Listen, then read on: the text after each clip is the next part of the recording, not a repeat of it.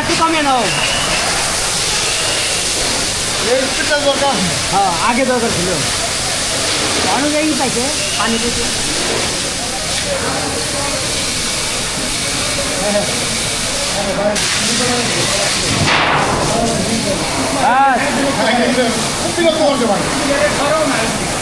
হাঙ্গি দাও, হাঙ্গি দাও।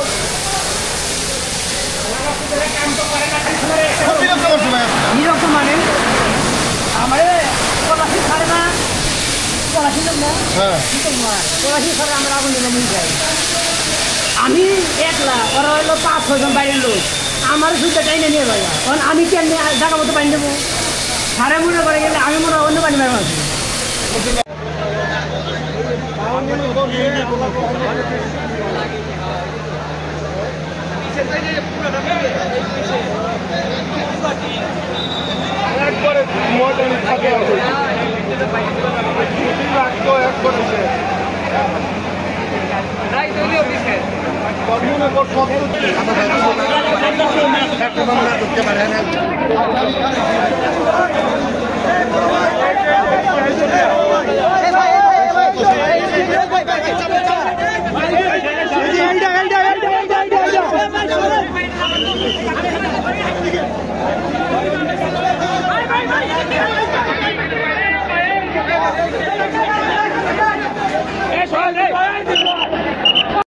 কি কি অসুবিধা আপনারা ফেস করেছেন এবং বিল্ডিং কোড তো নেই আমরা জানি, এবং কোনো মানে তাদের সাবধানতামূলক কোনো পদক্ষেপ ছিল কিনা আগে থেকে? আপনাদেরকে ধন্যবাদ।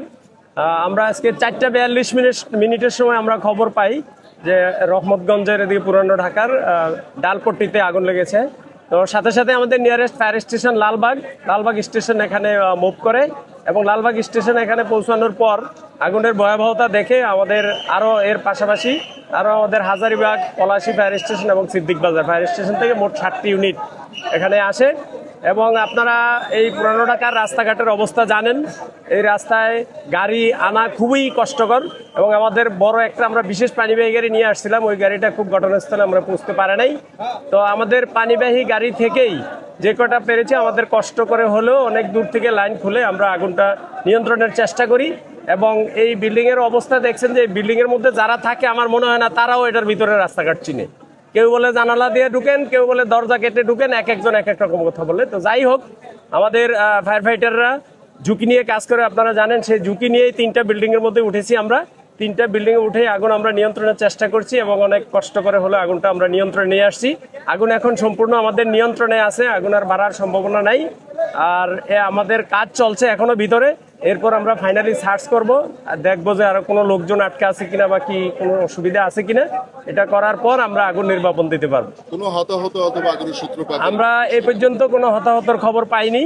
আর আগুনের সূত্রপাত এখনই বলা যাবে না, যেহেতু এখন আমরা কাজ করছি, কাজটা শেষ করে তারপর আমরা ওই লাইনে কাজ করব যে আগুন কিভাবে লাগতে পারে। আর এই ভবনগুলোর অবস্থা দেখছেন, এগুলা ভবনের কোনো শ্রেণীর মধ্যেই পড়ে না।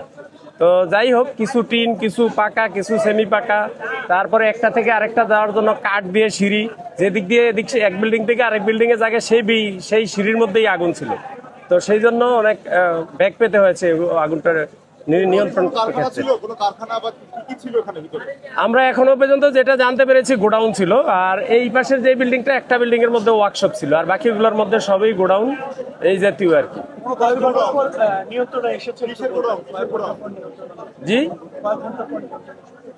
আমরা 4:42-এ আমরা মেসেজ পাই, 48-এ এখানে এসে আমাদের প্রথম টিম পৌঁছে, আর 6টায় আমাদের আগুন আমরা নিয়ন্ত্রণে নিয়ে আসছি। প্রায় 1 ঘন্টা 5-7 মিনিটের মধ্যে আগুন নিয়ন্ত্রণে নিয়ে আসছি।